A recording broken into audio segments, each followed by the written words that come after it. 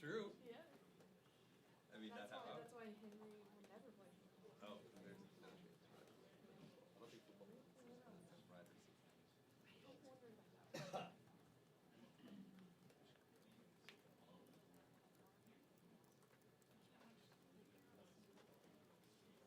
Because it's, I feel like I'm watching people in dreams.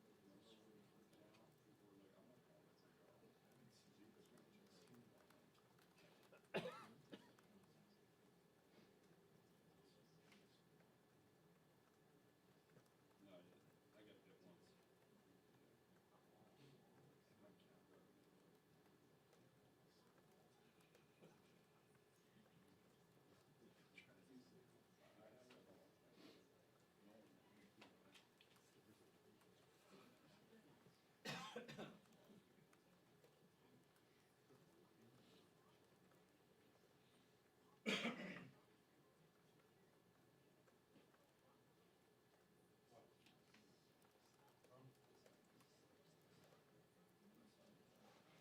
Second.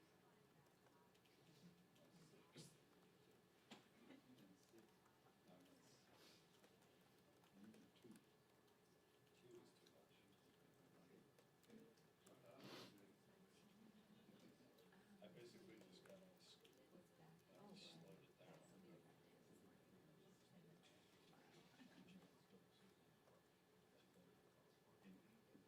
I basically just kind of slowed it down. We both, neither of our agencies tried. I've never flown here in Washington.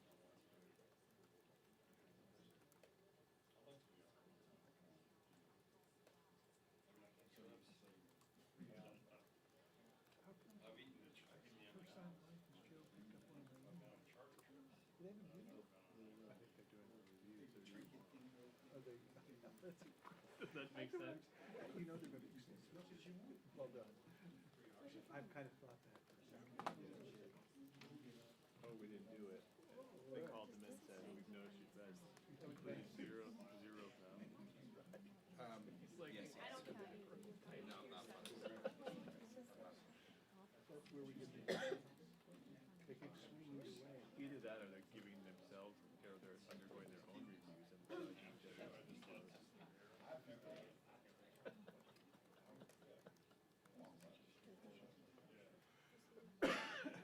What's that? Yeah, he's up huge. That's right. For sure. I think he's gonna win huge, which is why Bernie's splitting like this afternoon. Yeah, hopefully.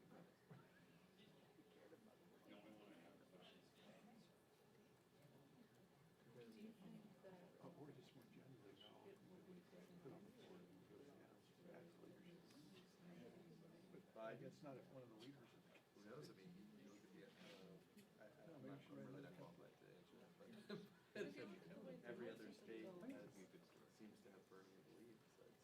Yes, exactly. But he's on the Super Tuesday. Except if you don't believe the states are already. True. That's true. Right here. oh, you would vote for them. Leanne, what do you think? What did you think of yesterday? Will Biden winning South Carolina catapult him to something amazing? No. Also, he's not even playing. Committee on the next We reported yesterday. Well, I didn't feel, all those people walked right by him. But I thought,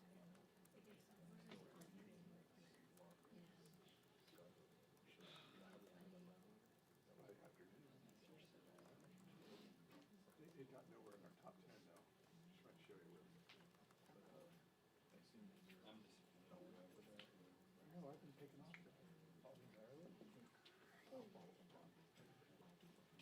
But if anything ever goes bad, it's ugly. That's my thing. Yeah, make the 10.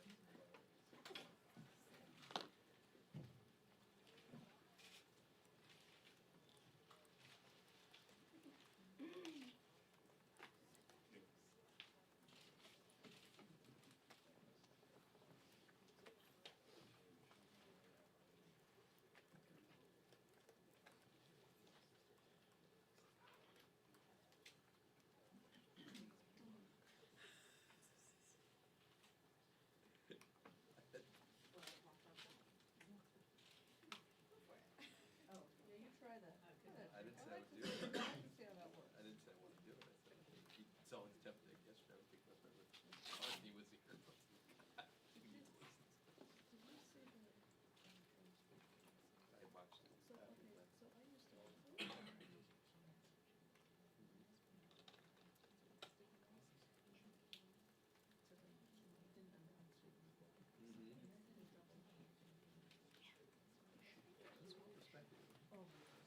That's well respected. Oh, there've only been two people like that.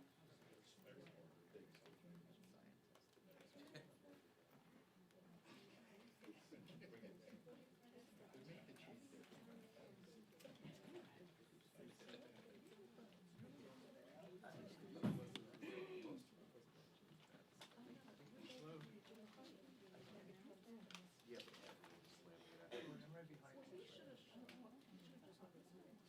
Right. We hope it's not that.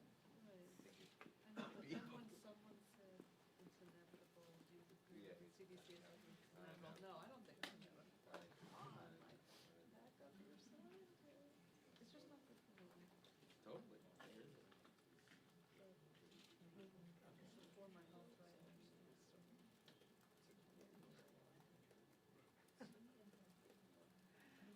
South Carolina's not gonna matter if you got the cheap. I'm reading how you contribute. He's the only lawmaker who didn't want to be about that. No, you won't.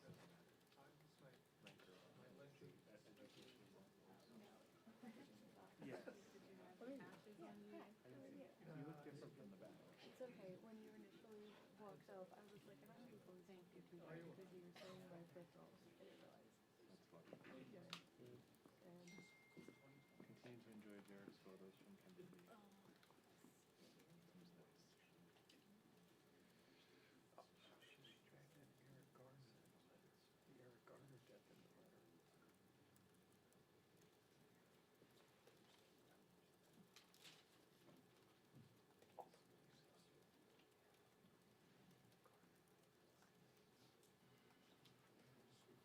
I think it's a valid point. I saw a commercial last night, it had bubblegum flavors and everything. And I started thinking, really? Alcohol and good flavors?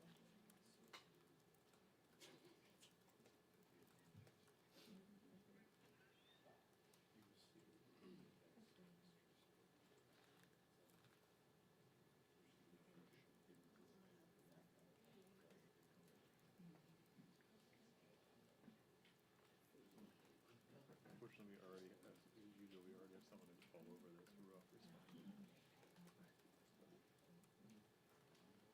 He is kind of very hard worker in the whole length and knows his shit. Sometimes it's proud of always anything else and not putting him on there. Sometimes I try to include it, but I'm like,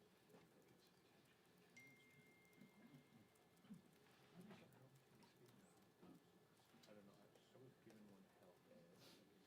Actually,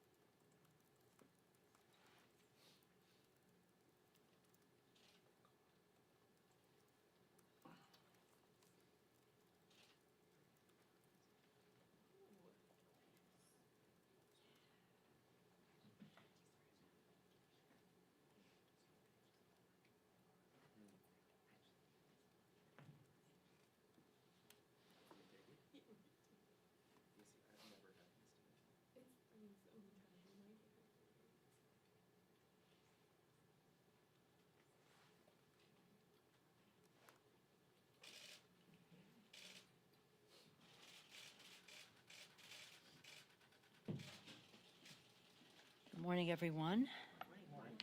This morning, Leader Schumer and I put out a statement on the coronavirus threat. It probably is in your inbox, but in case you don't look there, we said the United States government must address the spread of this deadly coronavirus as in a smart, strategic, and serious way. We must stand ready to work in a bipartisan fashion in Congress and with the administration to achieve the necessary goal. Lives are at stake. This is not a time for name-calling or playing politics. The first step the Congress must take is to ensure that the government has the resources needed to combat this deadly virus and keep Americans safe. And then we go on to some of the provisions that we think need to go with it, but that's, again, in your inbox. Earlier this week, yesterday actually, I said that the American people need a coordinated, whole-of-government, fully funded response to keep us safe from the coronavirus threat. Unfortunately, and this is the purpose of my telling this, unfortunately, up until now, the Trump administration has mounted an opaque and often chaotic response to this outbreak. They left critical positions vacant in charge of managing pandemics at the National Security Council and the Department of Homeland Security. They left them vacant. They dismissed the people and never filled the slots. They were there from previous administration.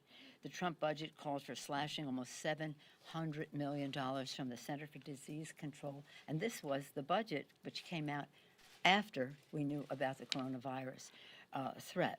And now it continues to devalue our health needs by ransacking other public health needs, whether it's the Ebola Fund or others. So that was up until now. Now we are trying to work in a bipartisan way, and that's one of the reasons that I was delayed in meeting with you this morning. We're coming close to a bipartisan agreement in the Congress as how we can go forward with a number that is a good start. We don't know how much we will need. Hopefully not so much more, because prevention will work. But nonetheless, we have to be ready to do what we need to do. And in that regard, we want to make sure that the president cannot transfer any of these new funds. This is part of the statement from Chuck and me, from Leader Schumer and me. The president cannot transfer any of these new funds to anything other than use for the coronavirus threat, that we perhaps will have interest-free loans made available to small businesses which are suffering from the coronavirus. Some maybe have to shut down because of that. Vaccines, we must make sure that the vaccines are affordable, and we think it's important to make that point because of what Secretary Azar said yesterday. We would want to ensure that we can work to make it affordable, but we can't control the price because we need the private sector to invest. Really? This would be a vaccine that is developed with the taxpayer dollars to, again, prevent, and we think that should be available to everyone, not dependent on big pharma. I guess yesterday when the secretary made that ill-advised statement, he was wearing his pharma hat, which he wore before he came here. And then we want to be sure that state and local governments are reimbursed for cost incurred while assisting the federal response to the coronavirus outbreak. Again, I spoke with the Vice President this morning, made some of these concerns known to him. We have always had a very candid relationship, and I expressed to him the concern that I had of his being in this position, while I look forward to working with him, about his, when he was governor of Indiana, slashing the public health budget and having some clinics, one especially a Planned Parenthood clinic, close, which was the only place where there, in that Scott County, where you could get tested for HIV and AIDS. There was an outbreak. Again, he will have his side of that story, but the fact is that the health professional, the director of the health in Indiana at the time, Jerome Adams, was the vice president, then Governor Pence's health state health officer. He is now the Surgeon General of the United States. So this is about resources. It's also about personnel. It's also about respect for science, for evidence-based decision-making. And it's about having so much of that talent that we are so proud of in our public health sector be available in other countries so that we can get a true and accurate assessment of what is happening in other countries. They may be having the best intentions, but they may not have, shall we say, even with the most talent they may have, they don't have the value added that someone from our country could lend.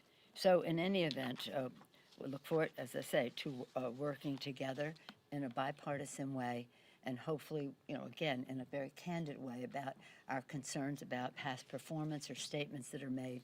Let's put that in perspective as we move forward to have the adequate funding, the respect for science and evidence-based decision-making, and again, reimbursement for state and local government and understanding the impact that this has on our communities. And speaking of community, I had the privilege on Monday of having a walk through Chinatown. I always love to go there. I feel very proud of it. I always feel very privileged to and say, oh, my poor colleagues, when they come home, they don't have the advantage of this beautiful diversity that I have in my district.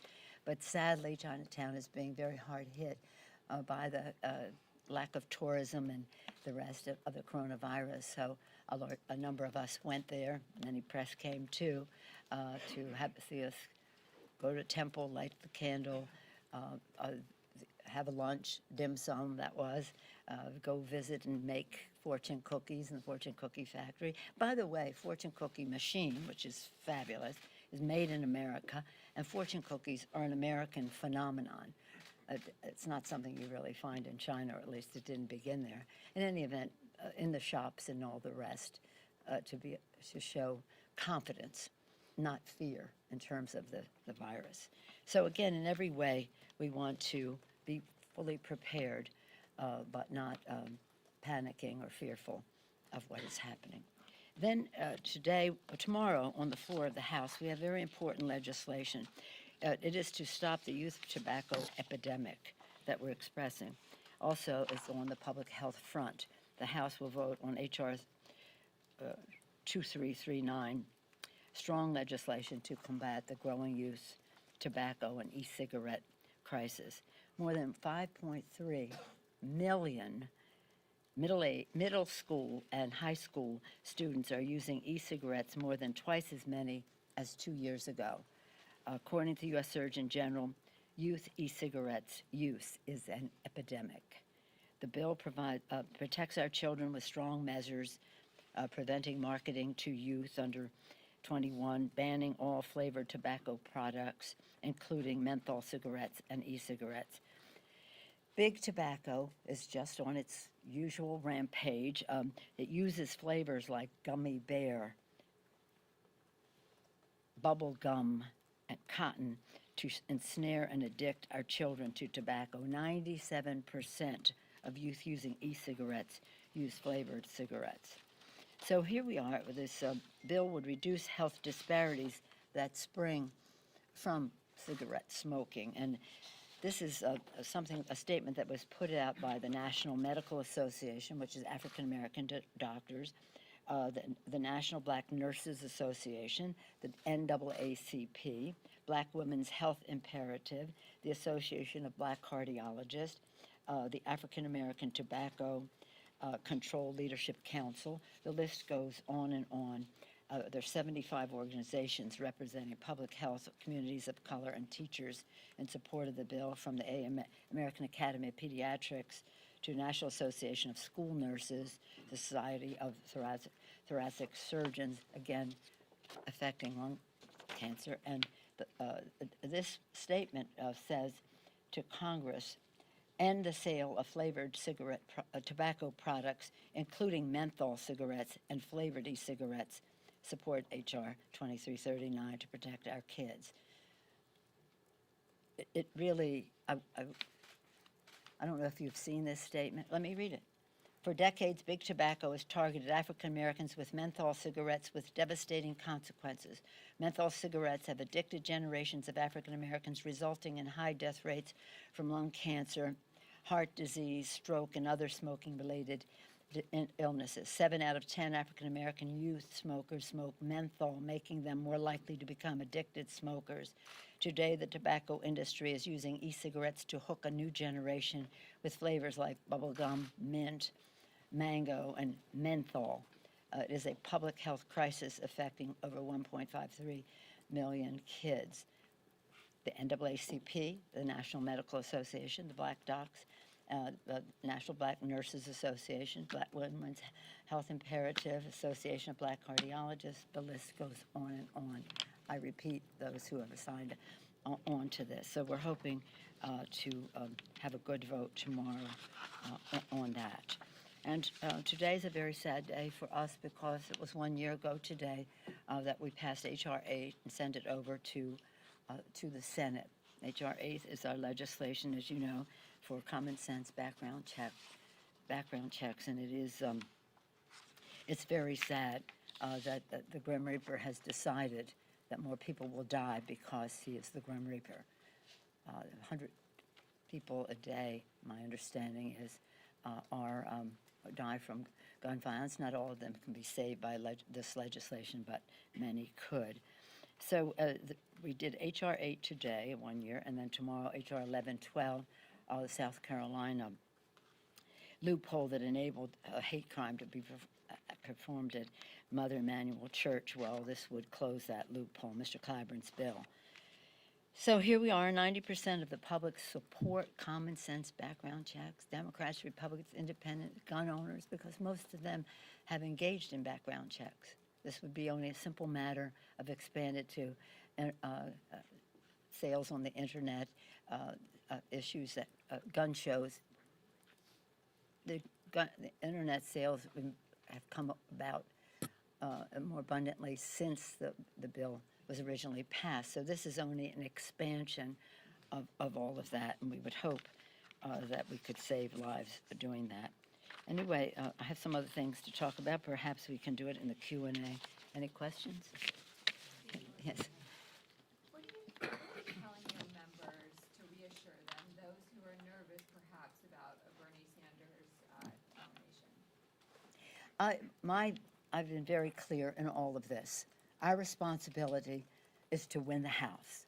We know how to win. We've demonstrated that in the most gerrymandered, voter-suppressed political arena you can name, and yet we net gained 40 seats in the last election by owning the ground with our mobilization, not yielding one grain of sand, by a message of bold, progressive agenda was mainstream and non-menacing, and having the money, the M's, to advance our cause with our message and our ground game. That was very well managed by Ben Ray Lujan, and now continues to be well managed by Sherry Bustos, our chair. And the most important part of it, all those M's, are the members-to-be, our candidates. They're absolutely spectacular. My responsibility is to make sure that those we elected last time return to Congress, keep the majority, and add to our numbers. The presidential is its own race, and I don't, contrary to what you may be hearing or writing, we are not getting, we are all unified. Whoever the nominee is of our party, we will wholeheartedly support. Our gospel is one of unity, unity, unity. So I don't have the experience that you may have described about hearing from anybody. I just would like to ask somebody who usually comes to our meetings, Chad, to reward those, not those who parachute in for something. Yes, Chad. My question is on Pfizer. It was a real Donnybrook to approve Pfizer Pfizer, a few years ago. Obviously, there are more concerns now, especially on the Republican side of the aisle after what happened in the 2016 election and Carter Page and some of the allegations that the process was abused.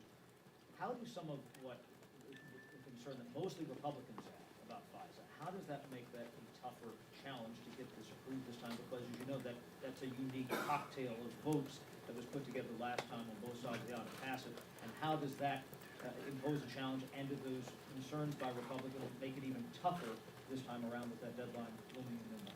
Well, we'll see. As you indicate, there's a deadline. We want to have it done by the middle of March 12th for us from a legislative standpoint, but March 15th is the deadline. And we have the challenge, and this is my wheelhouse. I was there for some of the FISA revisions in the past. The goal is to have the right balance between civil liberties and national security. I think the bill that was put together in the Judiciary Committee, working with the Intelligence Committee, does that. There are others who would like to see some other provisions. We're just working through that now in respect for everyone's point of view. But it is really important that we pass the FISA bill. One thing that I'm very happy about, because this has been just a painful experience for all these years, is that we will have an end to the data collection by telephone records, et cetera.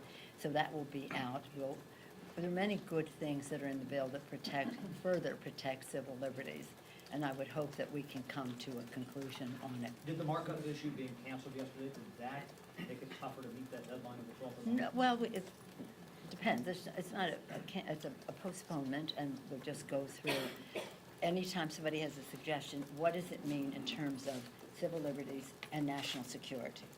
And so we'll see how that goes, and hopefully that will be done expeditiously. Yes, ma'am. How concerned are you about the stock market drops that we saw this Yeah. week in response to coronavirus fears? And how much do you think that those market jitters should be taken into account, both here on the Hill and on the White House, when you are delivering messages about coronavirus?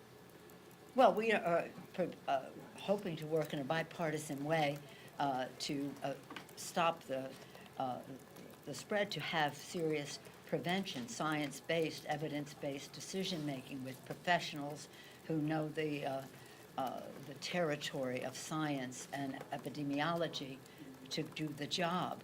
The market drop, now it's what, 3,000, 2,500, as of last night, 3,000 is disturbing. But again, we want to instill confidence. We want to prevent without panicking people about this.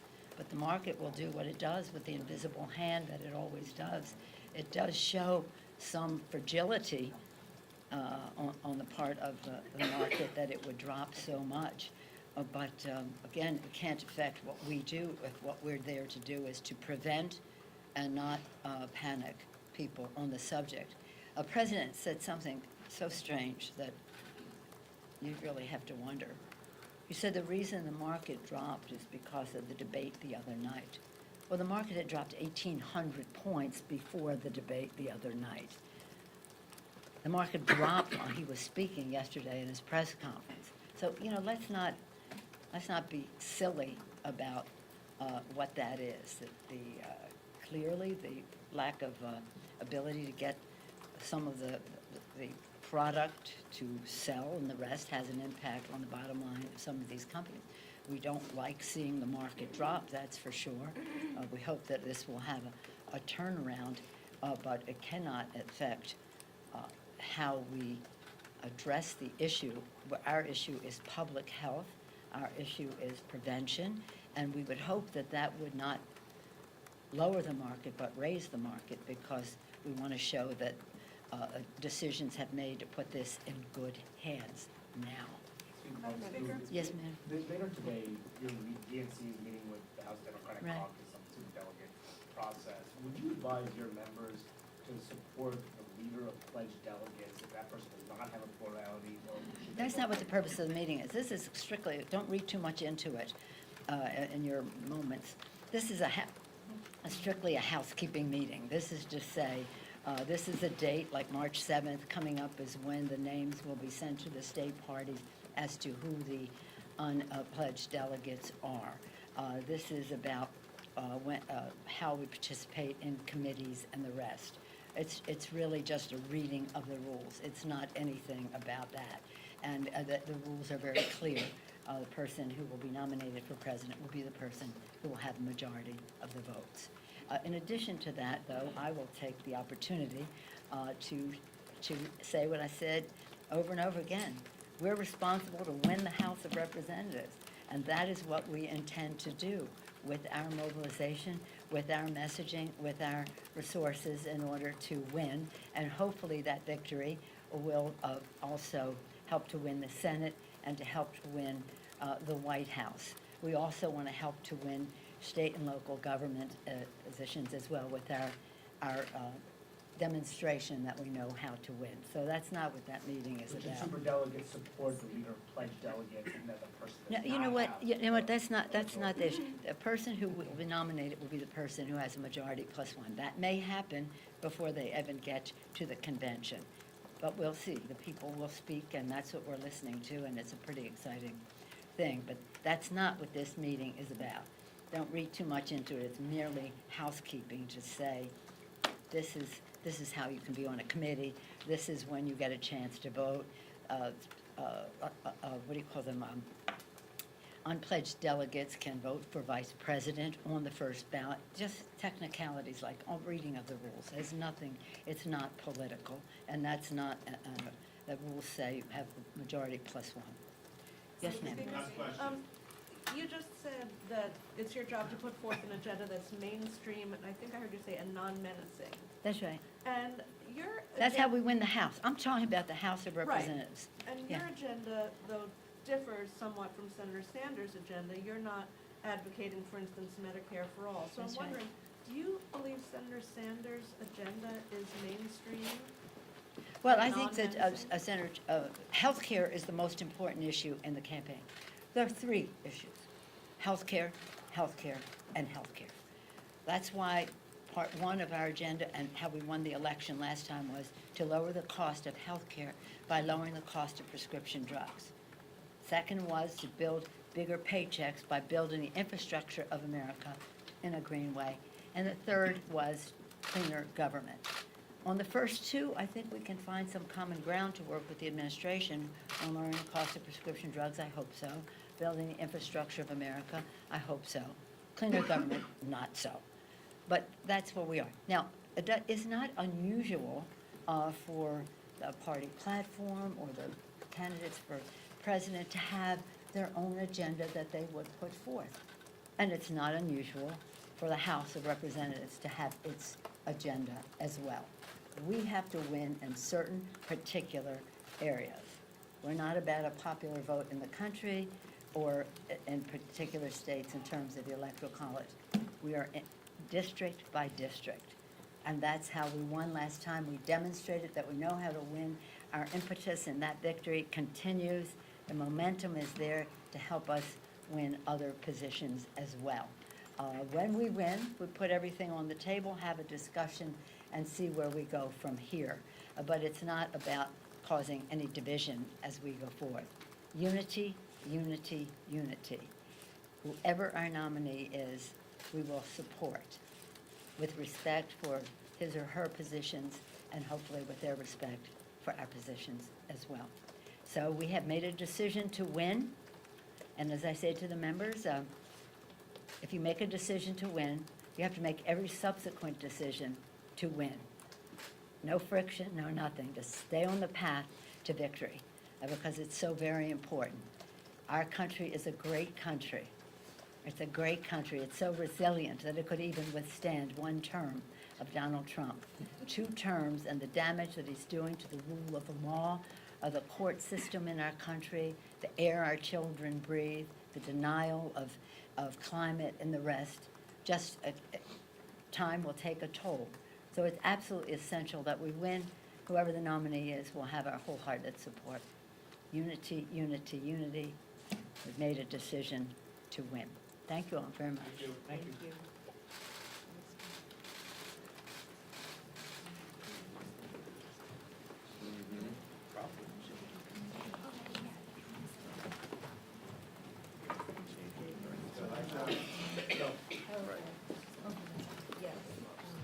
Yeah.